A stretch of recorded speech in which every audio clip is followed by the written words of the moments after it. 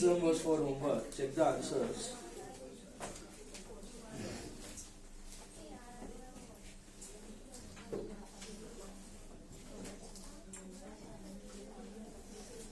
Furniture purchase of 6,000 was posted to purchase account as 600. It is not purchase book but purchase account. The correct entry should be what? Furniture to cash. Wrong is purchase dash to cash. Reverse dash to cash to purchase. And rectified is furniture to suspense to purchase. Furniture में 6,000 to suspense में 5,400 to purchase में 600. समझा ये वाला? Posting error था. Mistake was between furniture and purchase. Got it? Commission plus principal. दोनों थे. Repairs to machinery 500 were debited to machinery account. Correct is repairs to cash. Wrong is machine to cash. Reverse cash to machine. Rectified repairs to machine.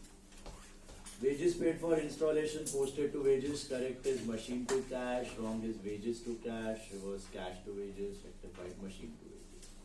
Both are errors of principle. Material and wages were debited to material and wages. Correct था building to cash. Wrong था material wages to cash. Reverse cash to material wages. Rectified building to material wages. बराबर? Building to material to wages. 10, 8 and 2. Then श्रेय आ गया. Just to भी आ गया. आरान है ना पीछे आगे बैठो बस. कम ahead. Else leave the class. Come ahead.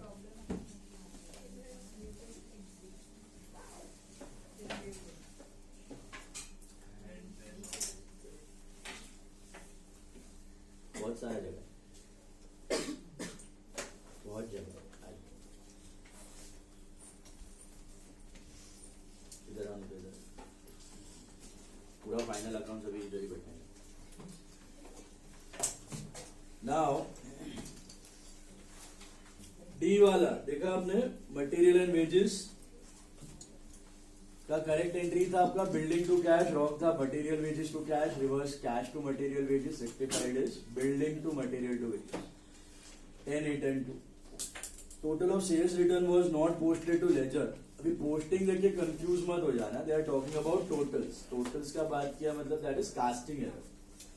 So total of sales return का मतलब है कि सेल्स रिटर्न अंडर कास्ट हो गया. आप वो जो सन्ड्री का एंट्री है ना, सन्ड्री वाला, वो नहीं किया तो सेल्स रिटर्न का टोटल कम हो गया. तो sales return to suspense 2000. Sales return to suspense 2000. Old furniture sold to Dinesh at its book value of 2,500 was recorded through sales book. What is the correct entry?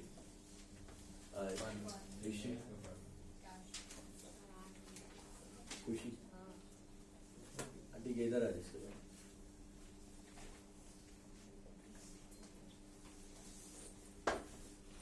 Old furniture sold to Dinesh का correct entry क्या होगा? Dinesh to furniture. Wrong क्या होगा? आपने sales book में डाल दिया. तो Dinesh to sales. Dinesh to sales. क्यों क्या बैग में चलो.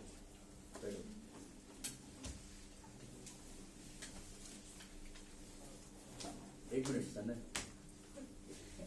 उसके बाद मेरा आज के बाद करेक्ट था दिनेश टू फर्नीचर. रॉन्ग है दिनेश टू सेल्स. रिवर्स है सेल्स टू दिनेश. रेक्टिफाइड है एक ना जगह बीच में sales to furniture is your rectified entry. मिला? वंस अगेन करेक्ट था दिनेश टू फर्नीचर. रॉन्ग है Dinesh to sales. Reverse sales to Dinesh. Rectified sales to furniture. Then हो गया. सस्पेंस अकाउंट बनाने का था. What is the opening balance of suspense? करो. 7,400 debit और credit. To balance BD 7,400 debit balance आ रहा है. टू बैलेंस बीडी 7,400 आ रहा है. चेक कर लो के भाई.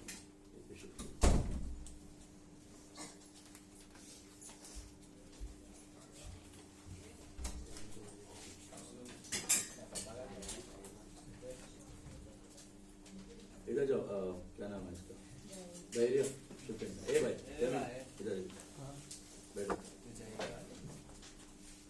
जैविन जाओ पीछे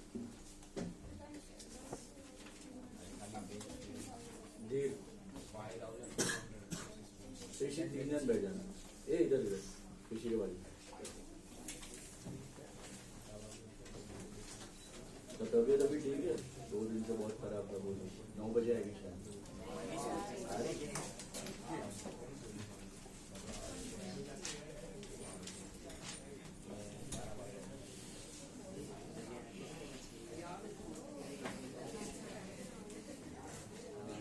नहीं इधर आ जाओ ना पीछे आ जाओ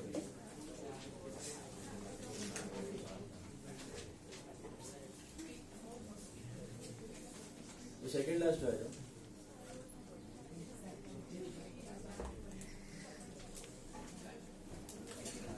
So that completes your rectification. Okay, all the sums you have done. कुछ भी बाकी नहीं छोड़ा है. आज शाम को और प्रैक्टिस होने वाला है. NMBT by today evening you have extra lecture from 7 to 8:30. 8:30 शाम. 8:30 शाम छोड़ देगा. But 7 to 8:30 आना है आज. कितना अभी तुझे कॉलेज?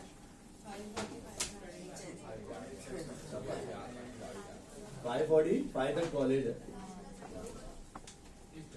वेट संभाल तू बाहर निकल.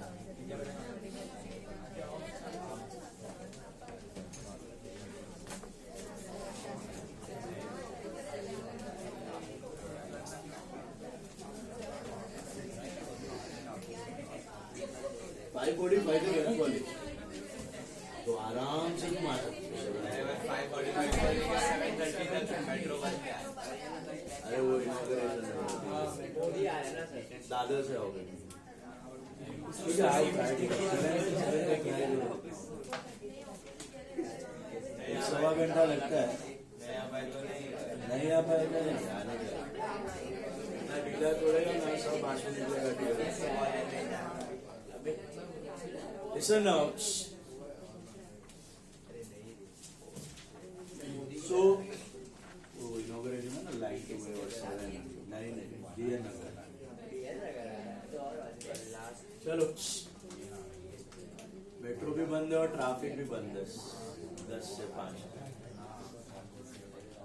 Listen now. See, in the second term I told you there were 5 topics. Out of which 3 have been covered already. Okay, that was petty cash book. Sorry, that was BRS, rectification and depreciation. BRS, rectification and depreciation. 3 topics we have already done. 4, the largest topic of this year which we are going to start now, that is final accounts. Biggest topic of 11th standard and most important topic. Most. जितना भी most लगाना है लगा दो उसके. एक और topic है इसके बाद that is single entry system. That's a very small topic. 3-4 lecture का मैक्स काम है. 3 लेक्चर का टॉपिक है वो. और काफी colleges again they omit that topic.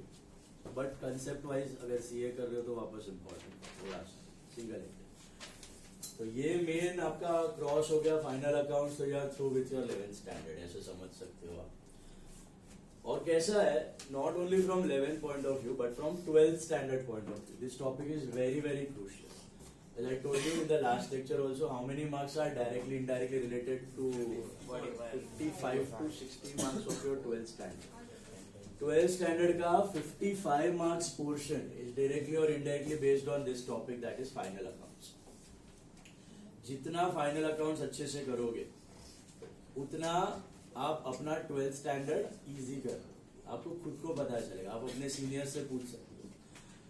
12th standard में 12-24 मार्क का तो प्योर फाइनल अकाउंट्स का क्वेश्चन है और 40 मार्क का directly indirectly related to final accounts question. तो जैसे मैं जर्नल के वक्त आपको घड़ी घड़ी बोलता था यार जर्नल करोगे तो लेजर इजी लगेगा, जर्नल करोगे तो सब्सिडरी इजी लगेगा, जर्नल करोगे तो कैश बुक आएगा. लग रहा है कि नहीं लग रहा? जर्नल आता था तो लेजर आता था. जर्नल आ गया तो सब्सिडरी भी जर्नल ही था. कैश बुक भी एक तरह का लेजर ही था, पोस्टिंग ही थी. तो सबका माई बाप उधर क्या था? जर्नल. वैसे अभी 12th का ऑलमोस्ट एवरी टॉपिक का माई बाप इज योर फाइनल अकाउंट्स. और आगे कॉमर्स फील्ड लिया है और फाइनेंस करना है, मार्केटिंग करना है तो भी थोड़ा बेसिक नॉलेज चाहिए. इवेंट मैनेजमेंट बीएमएम करना है, डिजाइनिंग करना है तो अलग बात है, बट कोर फाइनेंस ले रहे हो आप, एमबीए फाइनेंस, सीएफए कर रहे हो, सीपीए कर रहे हो, सीए कर रहे हो, सीएस कर रहे हो, कोई भी फाइनेंस की फील्ड ले रहे हो, अकाउंटिंग की फील्ड ले रहे हो, ये टॉपिक के साथ ही खेलना है। अभी आप बनाने का सीखोगे, how to make final account, और आगे जाके उसी को एनालाइज करोगे, how to make sense of the data. तो फाइनल अकाउंट मतलब फाइनेंशियल स्टेटमेंट, और हर एक बिजनेस को लागू होता है। सो मोस्ट इंपॉर्टेंट टॉपिक, थोड़ा भी डील मत छोड़ना। जैसे मैं जर्नल के वक्त बोलता था, जितना जर्नल स्ट्रॉन्ग रखा रहेगा आपने, उतना आप ही को पता चला रहेगा आगे का topic. Even till rectification is also based on journal only. So if your journal is strong, your ledger was easy, your subsidiary, your cash book, your petty cash book, even your rectification chapter becomes easier. Same way, the way you do final accounts, आराम से, perfectly, without any queries, सीख के slowly, और पूरा doubt solve करके, थोड़ा भी रशअप नहीं करना है, समझ के करना है, और नहीं समझ में आया तो क्लियर कर लेना है। ओके, तो जितना स्ट्रॉन्ग बनाओगे फाइनल अकाउंट्स, उतना आपका क्या बेनिफिट हो रहा है यहाँ पे, 12th स्टैंडर्ड का बेनिफिट हो रहा है। Your boards will go that much smoother. Is it clear? So एक भी लेक्चर एब्सेंट मत रहना, हर एक लेक्चर में कुछ ना कुछ नया आने वाला है। Very crucial topic. Let's begin biggest topic of this year. Tell me, how did we start our bookkeeping का journey in 11th standard? What was the very first thing we did? Journal. What was journal? Journal was the book of original entry. Okay? तो मैं आपको शुरू से and तक एक story बताता हूँ, जहाँ पे हम शुरू करेंगे जर्नल से और एंड करेंगे फाइनल अकाउंट से। Okay?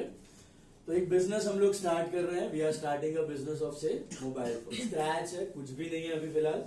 We are starting a new business of trading into mobile phones and electronics, जो हमने किया था जेठालाल गड़ा इलेक्ट्रॉनिक्स। ओके, सो पहला चीज क्या होता है, बिजनेस ओपन करते हो, ट्रांजैक्शंस होते हैं, तो first book you record the entries is the journal. बराबर है? तो बिजनेस स्टार्ट करने के लिए सबसे पहली चीज, what do you need? Capital. किसके पॉइंट ऑफ व्यू से सोचते हो आप बिजनेस में? बिजनेस के पॉइंट ऑफ व्यू से, ना कि ओनर के पॉइंट ऑफ व्यू से। बराबर है? तो सबसे पहली चीज, ये 12 महीने का समराइज्ड ट्रांजैक्शंस में लिख रहा हूं। हम डेट वाइज जाते थे, फिर मंथली बैलेंस करते थे। This I am making for full 12 months together. Okay, summary of all the transactions. तो शुरुआत हुई कैपिटल से। What is the entry for capital? Introduce cash to capital, cash account debit to capital account. Let's say 5 lakh रुपए का capital से आपने business start किया, 5 lakh rupees of capital owner introduced in business. थोड़े पैसे कम पड़ गए तो आप क्या करोगे? लोन लेने जाओगे बैंक से। आपने सपोज लोन लिया हुआ है, 2 लाख रुपए का आपने लोन लिया हुआ है। What will happen? What will be the entry for taking the loan? Bank to bank loan. Cheque से लिया है सपोज, तो बिजनेस का बैंक में पैसा गया और bank loan is a liability. Clear to this part? शुरुआत हो रही है बिजनेस की और ये ट्रांजैक्शंस हो रहे हैं। पहले कैपिटल लिया, फिर आपने लोन लिया, पैसे तो आ गए। शुरुआत करते हैं, स्टोर सेटअप करना है। खरीद नहीं रहे, सपोज रेंट पे रह रहे हैं, तो we are paying some rent deposit. याद है, रेंट डिपॉजिट देना पड़ता है। What is rent deposit? It's like an asset, जो हमें जब सरेंडर करेंगे जगह तो वापस मिल जाएगा। बस 50,000 का रेंट डिपॉजिट दिया है। तो what is the entry for rent deposit to cash? Rent deposit to cash, that is let's say 50,000, 50,000 का रेंट डिपॉजिट दिया। ठीक है, ऑलराइट। उसके बाद सेटअप करना था, तो फर्नीचर लेके आए, स्टोर तो आ गया, फर्नीचर लेके आए, लेट्स से 50,000 का फर्नीचर सेटअप किया। What is the entry? Cash में खरीद रहे हो आप, तो furniture account debit to cash account. 50,000 का आपने फर्नीचर एक्वायर कर लिया। ठीक है, 50,000 का फर्नीचर एक्वायर कर लिया। उसके बाद फर्नीचर भी हो गया, फिटिंग्स भी आ गए, एसी वेसी सब आ गया सपोज फर्नीचर फिटिंग्स के अंदर। देन हमने माल खरीदने का चालू किया। Suppose we are into dealing, right? Store setup हो गया है, अभी अपने को क्या करना है? Buying and selling. We are traders, we are sole traders. Sole traders का मतलब सोल प्रोप्राइटर, there. एक Jethalal Gada is the owner and he is the manager of the business. So he only owns and manages.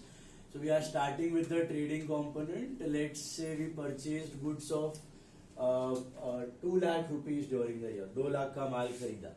Cash पे कर रहे हैं, पूरा cash पे. What entry you will pass? Purchases to cash. पूरे साल के purchases आ गए इसमें, ठीक है? Jan, Feb, March, December या फिर अप्रैल से लेके मार्च तक के.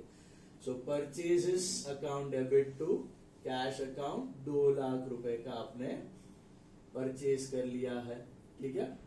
2 लाख रुपीस का आपने परचेज कर लिया है. यही माल क्या गले में बिठा के रख के रखोगे? ऐसे ही नहीं, आप बेच भी दोगे इसको. You try to sell it, right?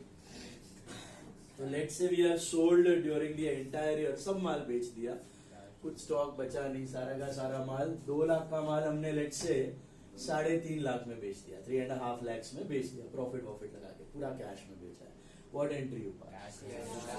Cash to sales. Cash to sales account, that is 3,50,000 rupees. 3,50,000. These are your sales for the entire year. Correct? 2 lakh में खरीदा, 3 लाख 3.5 लाख में पूरा माल बेच दिया, शुरू से एंड तक.